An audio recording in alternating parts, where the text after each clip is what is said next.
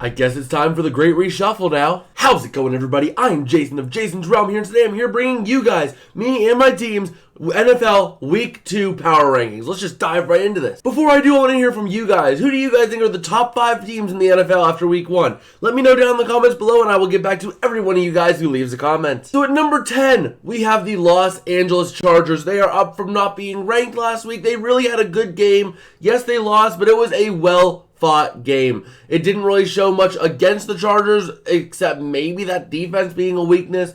But overall, that offense is so high-powered that it can almost undermine the defense. At number 9, we have the 1-0 Miami Dolphins, up from not being ranked as well last week, as they were just barely able to edge out the Chargers. They are still a really good team. They're just a little bit better than the Chargers, so we have to put them, one spot higher because they just are playing better. They're the better team, and they were already close to begin with. At number 8, we have the 1-0 Jacksonville Jaguars, up 1 spot from last week. Really, this was a close game. They almost lost it, but they still escaped with a win on the road. So, you can't really fault them for having it be close, especially because Anthony Richardson really was a hype prospect. He's been accurate. He has the arm. He can do it all. So, the Jaguars get a nice little spot, nice little bump from a big win, as that defense was able to hold whenever it mattered, and the offense was able to get going eventually. At number 7, we have the 1-0 New York Jets, down 1 spot despite the win, purely because of the fact that we very well could have seen Aaron Rodgers play his last snap in the NFL last night whenever he took that Achilles injury, I don't want to call it an Achilles injury, but they're fearing it's an Achilles injury.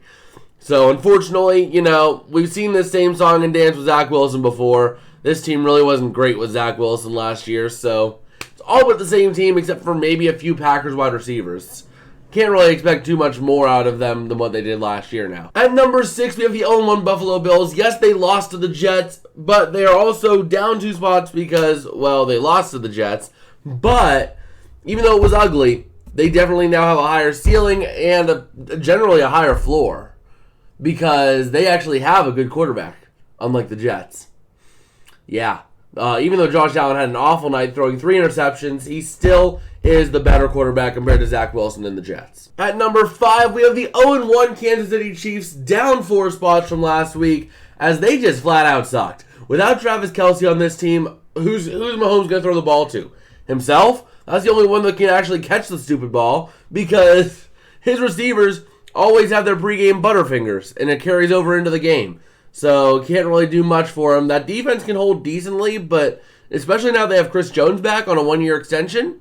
But I still don't have faith in that offense to get it done if Kelce's out for any extended period of time. At number 4, we have the Detroit Lions climbing up 3 spots from last week because, they did a really good job at getting to the Chiefs and getting back to them and staying in the game. They didn't let the game get out of hand. The corners, the defense was all right. They were over it. Yes, they kind of really could have easily been blown away because of the Chiefs receivers if they were able to catch. But the offense was able to get it done when needed. They came back. It was slow, but they did come back, and they were able to claw back into that game to get the win.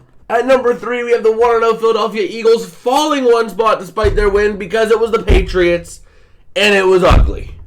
You beat the Patriots by 5 points, yet you went to the Super Bowl last year and went toe-to-toe with Patrick Mahomes. Yikes. Not the look you want to see. So, unfortunately, the Eagles, yes, they got a win, but they didn't look good doing it at all. At number 2, this one might be a little controversial here. We got the Dallas Cowboys with their 40-0 win, sitting 1-0, up 6 spots, the biggest riser, except for those maybe not ranked. And the Cowboys, they had a huge win, basically off the backs of their defense and special teams. Dak just had to be all right. Basically, Dak had to play a Tom Brady game last week. He just had to be all right. He had to be decent, and the team would win. And that just goes to show you how good this defense can be and how good the team can be when all cylinders fire. Now, I am a little skeptical, as the Cowboys have been in the past, an up-and-down team. So we'll see how they do this week against the Jets without Aaron Rodgers, more than likely. But you never know. And that leaves at number 1, the San Francisco 49ers, climbing 4 spots from last week because, they put up 30 points on the Steelers. That defense was supposed to be good. They weren't. Oh my God, the Niners were just able to get anything they wanted. And the fact that the Niners defense held the Steelers to 7 points, one score, and that offense was able to overcome all the mistakes. I mean, you had a few forced fumbles. TJ Watt was all over Brock Purdy, and you still put up 30 points. That just goes to show how potent this offense can really be. Well, I think that's about going to do it for me today. If you guys did like, don't forget to smash like and subscribe if you haven't already, as it does help me out a whole lot. It lets me know that I'm making stuff that you enjoy. And if you haven't checked it out already, go ahead and check out our official Week 1 recap video popping up over here if it hasn't already. And I guess I will see you guys next time. Peace out and have a good one.